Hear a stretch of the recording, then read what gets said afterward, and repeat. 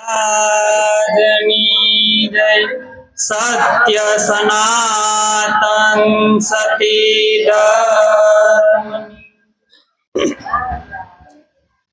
તો તત્વસાર ત્રિલોકમાં અને ગુરુ ગોવિંદ એકરૂપ આદિ અંત મધ્ય એક છે હરિગુરુ સંત સ્વરૂપ જીવીશ્વરને ઓળખવા અને ભટકે અવનિમાય સાચા સદગુરુ ભેટતા અજીવ શિવ બની જાય સદગુરુ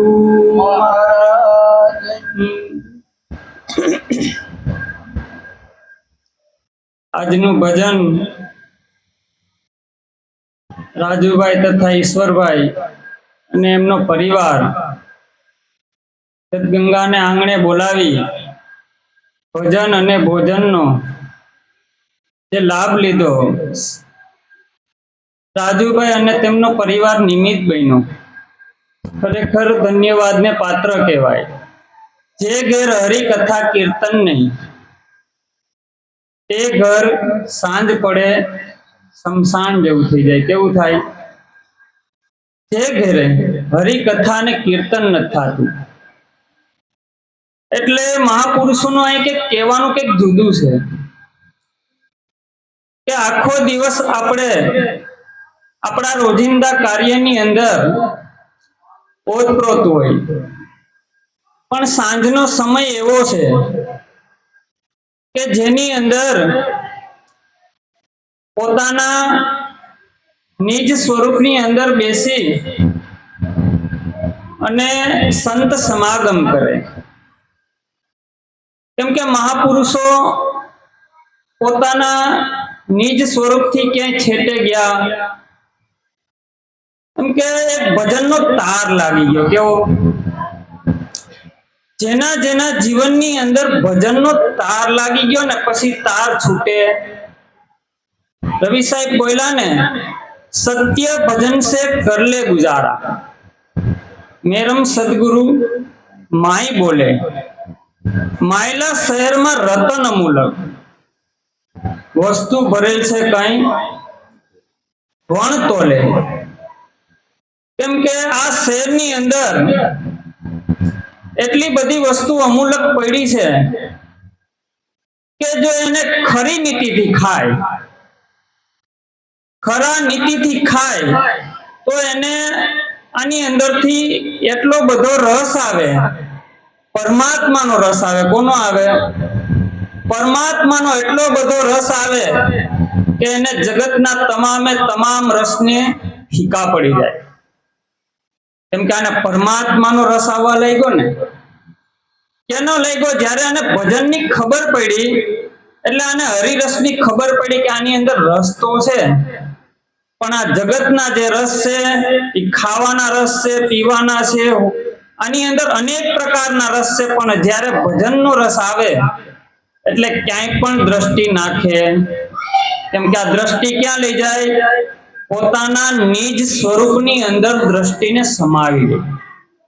કેમ કે જ્યારે બેન દીકરી સાસરે હોઈ જાય ને પછી ક્યાંય નજર નાખે નહીં. એમ જ્યારે શબ્દ રૂપી આની અંદર સુરતાની અંદર જો આની શબ્દમાં હમાઈ જાય, સુરતા આની શબ્દની અંદર હમાઈ જાય તો પછી ક્યાંય નજર નાખે. કેમ કે એને નામનો કિનારો મળી ગયો. કેવો? નામ જ્યારે મળે ને એટલે આને દેહ દશા ધીમે ધીમે ભાંગતી જાય. નામની અંદર સુરતા હમાય એટલે દેહ દશા તૂટે, દેહ દશા તૂટે એટલે આને આત્મબોધની ખબર પડે કે આની અંદર આત્મબોધ છે. હું આત્મ તત્વ ચીનોની ત્યાં સુધી સર્વે સાધના જૂઠી, મનુષ્ય જન્મ તારો એડે ગયો, જેમ માવઠાની વૃષ્ટિ ઉઠી. કેમ કે આની અંદર મહાપુરુષોએ એટલું જ કીધું છે કે આત્મ તત્વને તમે ઓળખો. આની અંદર આત્મ તત્વ છે કઈ રીતે? કેમ કે આત્મ તત્વ સભર ભર્યું છે. ગીતાની અંદર ભગવાને કીધું ને, હું જન્મતો નથી, હું મરતો નથી, હું આવતો નથી, હું જતો નથી, શસ્ત્ર કાપે નહીં, અગ્નિ બાળે નહીં, પાણી ભીંજવે નહીં, અને પાછા એ મથુરાની જેલની અંદર જન્મા છે, અને પ્રાચીના પીપળે દેહ છોડ્યો છે, અને એક બાજુ ગીતાને મધ્યમાં લઈ અને અર્જુનને જ્ઞાન આપ્યું છે. તો આપણે વિચાર આવવો જોઈએ ને કે આ મથુરાની અંદર ભગવાન જન્મા છે અને પ્રાચીના પીપળે દેહ છોડ્યો છે, અને વચ્ચે એમ કીધું છે કે હવે અર્જુન હું અજન્મા છું. તો આની અંદર કઈ રીતે અજન્માય છે ખ્યાલ પડવો જોઈએ ને આની અંદર. કેમ કે મહાપુરુષો કહે છે કે વિચારમ પરમ જ્ઞાન, તમે જેવો વિચાર કરશો એવું જ તમને આની અંદરથી મળશે. કેમ કે રામનું નામ હૃદયમાં એકવાર તું રાખી દે, રામ નામ તું રાખ હૃદયમાં, કાઢ કલ્પના કાચી, આદિ અંત અને મધ્ય બોલે. જો આ ગીતાની અંદર ભગવાને અર્જુનને જ્ઞાન પણ ક્યાં આપ્યું? મધ્યમાં આપ્યું. અને અહીં નિરાંત બાપુ બોલ્યા છે કે આદિ અંત અને મધ્ય બોલે તે વસ્તુ છે સાચી. કેમ કે કોઈ મહાપુરુષોએ એમ કીધું છે કે આ તો વસ્તુ વગરનું નામ નિરખે. આ વસ્તુ વગરનું નામ નિરખવાની વાત કરી છે. કેમ કે આ તો જ્યાં સુધી પદાર્થના નામ છે, કેવા છે આ બધા ઘાટની અંદર બધા નામ પડ્યા છે. કેમ કે વસ્તુ આવ્યું એટલે નામ બોલાનું, પણ આ તો વસ્તુ નથી અને નામ બોલે છે. એટલે મહાપુરુષો કહે છે કે નામ બોલાવે નામને, સામું બોલે નામ. નામ તમારે દેહ નથી અને કરતા વિશ્વનું કામ. કેમ કે ખરેખર દેહ નામને કોઈ દેહ છે? આ બધાય મારો તમારો ઘાટ છે અને નામ છે, પણ આ નામ કેવું છે? એ જ્યારે આનો જન્મ થયો એટલે છઠ્ઠી ના દિવસે નામ પડ્યું, અને આનો જ્યારે દેહ પડશે એટલે આયે અનામી જાયે નનામી. આ નામ કહા સે લાયા? આ જ્યારે આ નામ છે એ તો દાખલા તરીકે 5-7 વર્ષ સુધી કોઈ યાદ રાખશે કે દિલીપભાઈ નો દેહ આવો હતો અને આ દિલીપભાઈ નું નામ હતું ને. પણ સદગુરુએ જે નામ આપ્યું છે એ અખંડ વ્યાપક ની અંદર રમી રહ્યું છે. કેવું? કંઠોઠ હાલે નહીં, રસના રટે નહીં, રામ રામ મેરો ભજન કરે. આની અંદર રામ તત્વ રમી રહ્યું છે. એ બેઠું બેઠું આની અંદર ભજન કરે. કેવું કરે? એટલે રવિ સાહેબ બોલ્યા ને, સત્ય ભજન થી તમે કરી લો ગુજારા. કેનાથી? આપણે ક્યાંક જવું હોય તો આપણું લક્ષ્ય ન હોય તો આપણે કઈ રીતે ત્યાં પહોંચી શકીએ? કેમ કે આપણું કોઈ લક્ષ્ય હોય તો આપણે એની અંદર આપણે ગતિ થાય. કેવું થાય? આની અંદર લક્ષ્ય આપણું મહત્વનું હોવું જોઈએ કે મારું લક્ષ્ય શું છે આખા દિવસની અંદર. કેમ કે હું ધંધે જાઉં છું, જ્યાં ત્યાં હું ફરવા જાઉં છું, આ મારું લક્ષ્ય છે. લક્ષ્ય શું હોય કે આ તો હું જે કંઈ પણ જીવનની અંદર કરું છું, આ તો મારા ઘર પરિવાર ચલાવવા માટે અમારે નિત્ય કર્મ કરવો જ પડે છે. પણ મારું ખરેખર લક્ષ્ય શું છે? હું અહીંયા શું કરવા આવ્યો હતો? આખા ધરાધામ ઉપર ખરેખર હું શું કરવા આવ્યો છું? કેમ કે ખાના પીના और सोना काम है पशु સમાન. કેવું કીધું? કામ પશુ સમાન કીધું. પણ આ ખરેખર જન્મ અતિ મોંઘો મળ્યો. જો આને ફોગટ ગુમાવાય. આને કીધું મહાપુરુષોએ કે પેલા તું ધીમો તું નજીક આવતો જા. ક્યાં? આપણું રોકાણ ક્યાંક ને ક્યાંક દૂર થઈ ગયું છે. અતિ જોજન આપણું જીવન દૂર હોઈ ગયું છે.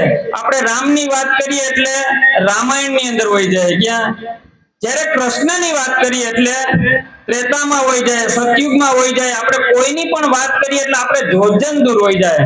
પણ મહાપુરુષો આપણે ક્યાં લઈ આવ્યા? પોતાની નજીક લઈ આવ્યા.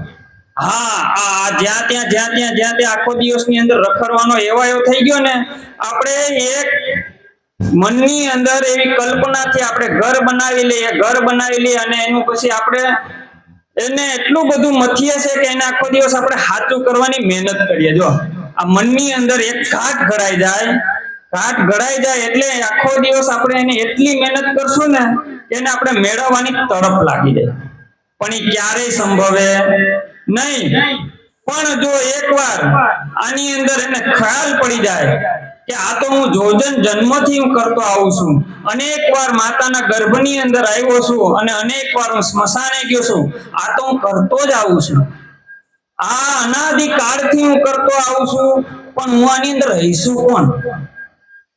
આ મોટો પ્રશ્ન છે મહાવીર ભગવાનને જ્યારે આની ચોટ લાગી કે આ દેહ છે તો આ દેહની અંદર હું રહેવા વાળો કોણ, હું બોલવા વાળો કોણ, હું જોવા વાળો કોણ, હું સાંભળવા વાળો કોણ, આની અંદર ચોટ લાગી ગઈ.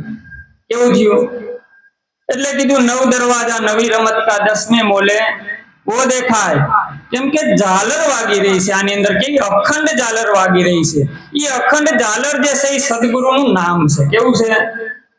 જે નામ છે એ વ્યાપકની અંદર સદગુરુએ આપણે ઘાટે કરીને બતાવ્યું, પણ એ જ્યારે આની અંદર પ્રગટ થાય એટલે અખંડ વાગી રહ્યું છે. કેમ કે જ્યાં જોવું ત્યાં તેવો ને તેવો સ્થિર કરીને થાણા દિયો ઠેરાય. આની અંદર સ્થિરતાના ભાગની અંદર આવવું પડે. કેમ કે જ્યાં પણ આપણે જઈએ છીએ આપણે કોકને ને કોકને આવે આપણો સંગ થઈ જાય છે. સંગ થઈ જાય ને એટલે મૂળ આપણી જે મૂળ તત્વ હતું એનું ભાન ભૂલાઈ જાય. એટલે કીધું ભાન ભૂલ્યા ને નામરૂપ ગુણ ખોયા, મળ્યું તેજમાં તેજ તદાકાર બ્રહ્મનાદ આવી રહ્યો છે. કેવો? કેમ કે આની અંદર બ્રહ્મનાદ આવી રહ્યો છે. આની અંદર ટોટલિંગ વસ્તુની બધી બાદ થઈ જાય છે. સમુદ્રની અંદર નદીઓ મળે છે એનું નામ મટી જાય એવી રીતે જ્યારે આપણી દેહ દશા નામની અંદર હમાઈ જાય, જ્યારે નામની અંદર સુરતા આવી જાય એટલે આખું દેહ દશાનું ભાન ભૂલાઈ જાય. એટલે કીધું નિરાંત બાપુએ અનુભવ્યાનો ઉપદેશ છે. કેવો છે આ અનુભવ્યાનો ઉપદેશ?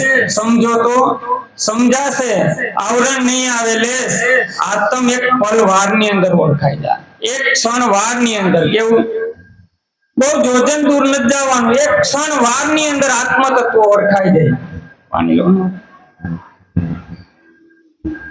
રામકૃષ્ણ પરમહંસ પાસે એક ભાઈ આવ્યો એટલે એને કીધું કે ભાઈ સાત્વિક માણસ હતો, કે મને પરમાત્મા ઓળખાવો નહીં, કે આ જન્મે કે પરમાત્મા ઓળખાય કે? તો કે હા. તો કે કઈ રીતે? તો કે ભાઈ ભજન સત્સંગ કરો, ધ્યાન કરો, સ્મરણ કરો. તો કે આ બધું તો હું કરું જ છું. કે રામકૃષ્ણ પરમહંસ કે છે સાત્વિક માણસ.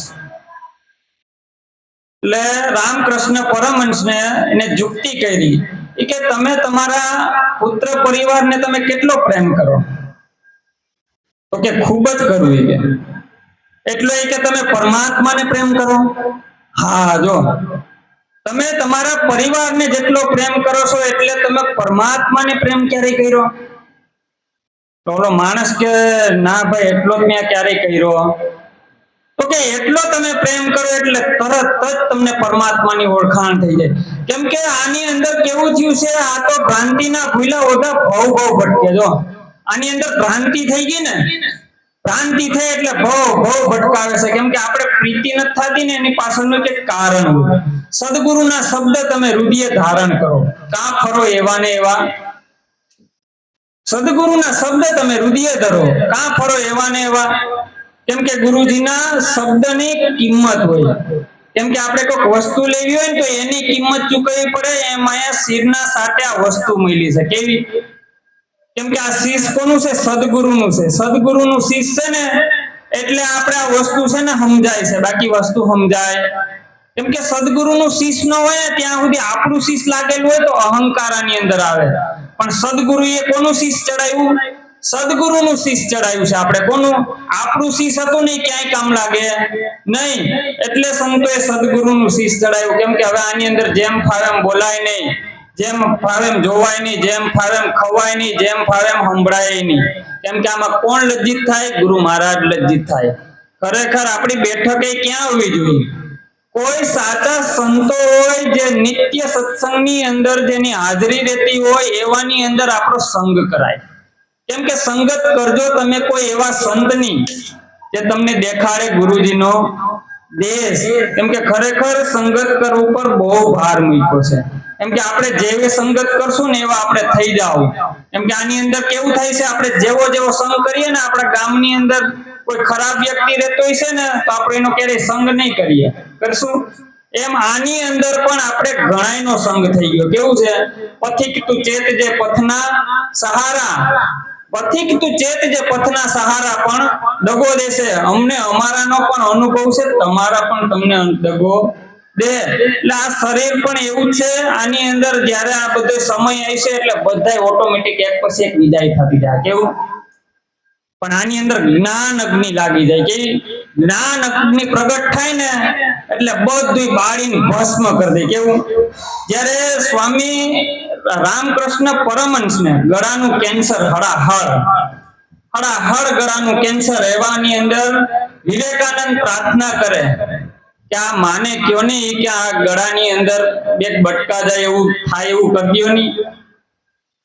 કે ભાઈ તું કે છે તો માને કહું, બાકી મારે આમાં કઈ કેવું. અને માને પ્રાર્થના કરી કે માં આની અંદર કે બે બટકા જાય એવું કે ઉતરે એવું કે કરો નહીં. કે પણ તને આ ગળાથી જ ખાવાનો એટલો બધો શોખ છે, આ બધા કોના ગળા છે? કે આને લાઈટ થઈ ગઈ કે હું આ એક જ ગળાથી હું જમું છું, આ બધા મારા જ ગળા છે. ત્યારે એને ખબર પડી ગઈ કે વિવેકાનંદ તારી વાતમાં આવી ગયો, બાકી આ વાતમાં આવા એવું છે. જ્યારે આનો ખબર પડી ગયો કે આ કર્મનો ભોગવટો આવ્યો છે અને ભોગવી લેવાય. શું કરાય? કર્મનો જ બધાને ભોગવટો આવે છે. આની અંદર ક્યારે આની અંદર કોઈ વસ્તુની શંકા ન કરાય. જે છે એ મુબારક છે. કોઈ આજ જશે, કોઈ કાલ. આ તો ભાઈ પંખીડાનો મેળો આ તો યુગ દર્શનનો મેળો છે. કેવું છે? જ્યારે જીવન મળ્યું છે તો આને ભજનની અંદર ભરપૂર રાખો. ભજનની અંદર ભરપૂર રાખશો ને તો એક દિવસ જીવન ખુલી જાય અને સતના માર્ગે આ ક્યારે વાળી લે ને કઈ ખબર પડશે. કેમ કે જે અધોગતિની અંદર જીવન જાતું હોય છે ને સતગતિની અંદર જીવન જાય. આપણે એમ લાગે કે દુઃખ આવ્યું, અરે સુખ આવ્યું ભાઈ. આ દુઃખ છે ને, આ દુઃખ માતા કુંતાએ માંગ્યું. કોને માંગ્યું? કેમ કે આ સુખની અંદર તો બધાય હોય. માતા કુંતા જયારે યુદ્ધ પૂરું થયું ને એટલે કૃષ્ણ ભગવાન ને રજા લેવા ગયા ને એટલે માતા કુંતાને કે હવે મને રજા આપો કે તમે કઈક માગો. કે ભાઈ તારે મને દેવું હોય ને તો દુઃખ દે. કૃષ્ણ ભગવાન કે માં કઈ માગવા જેવી વસ્તુ છે? બધાય સુખ માગે ને તમે દુઃખ માગો? કે ભાઈ સુખમાં તો બધાય ભેગા હોય, આ દુઃખમાં અમારે ભેગો તો આ જ્યાં સુધી યુદ્ધ પૂરું થયું ને ત્યાં સુધી તું હતો, હવે તું અમને દુઃખ દેજે. કેવું છે? આ દુઃખની અંદર પરમાત્મા યાદ હોય. કેવું હોય? સુખની અંદર તો બાકી બધું કેવું થઈ જાય? વાદળછાયું વાતાવરણ થઈ જાય. આ વાદળિયા જેમ ઓલા આકાશની અંદર વાદળ આવી જાય ને એમ આપણા સુખની અંદર છે ને આપણું ભાન ભૂલી જાય. આ ભાન ભૂલી જાય એટલે આપણે શું થઈ જાય? હજી તો આપણે ઘણું જીવવાનું છે, હજી તો આપણી નાની ઉંમર છે, હજી તો ઘણા વર્ષો છે. એટલે ભાઈ આજકાલ કરતા કઈ કોનો સમય આવી જાય કઈ નક્કી નથી. એટલે કીધું કઠણ ચોટ છે કાળની મરણ મોટેરો માર, કઈક રાણા ને કઈક રાજ્યા હારે મેલી આયેલા સંસાર, તમે હેતે હરિનો રસ પીવો. દાસ ધીરો રમે રંગમેલમાં, રમે દિવસ ને રાત, રમે પ્રભુની સંગાત. પ્રભુની હારેનું મિલન થઈ ગયું. કોની હારે? આજે વ્યક્તિની હારે મિલન હતું ને ન્યાયનો પરમાત્મા દેખાઈ ગયો. શું થયું? આ વ્યક્તિ દેખાતા હતા ને કે આ ફલાણા ભાઈ છે ને આ અશોકભાઈ છે ને જસમતભાઈ છે, ન્યાયને શું દેખાઈ ગયું? પરમાત્મા દેખાઈ ગયું. કોની હારે રમણ થઈ ગયું? પરમાત્માની હારે રમણ થઈ ગયું ને એટલે પછી કીધું છે કે હાલું તો પિયુજીની સાથમાં અને જીતું તો ભેળા રાખું પરથાર. સ્વયંવર સદગુરુના દેશની અંદર થયો. ક્યાં? સ્વયંવર સદગુરુના દેશના અંદર. પરણે શબ્દને સુરતા નાર. સ્વયંવર સદગુરુના દેશમાં જેને લઈ ગયા નિંદક નરને નાર. કેમ કે આની અંદર નિંદા કરવા વાળા છે ને મીરાબાઈ તો ન્યા સુધી કીધું નિંદા પરાઈ ને ઠારી લાગે જેને સમરે શ્રી રણછોડ. આવા નર અવનીમાં ઓછા ભલે લાખ ને માથે કરોડ હોય. કેમ કે આવો સદગુરુનો મહિમા છે, જેને સમજાય એને અતિ ધન્યવાદ છે. આટલું કઈ સદગુરુ શરણમાં મારી વાણીને વિરામ આપું છું. સદગુરુ.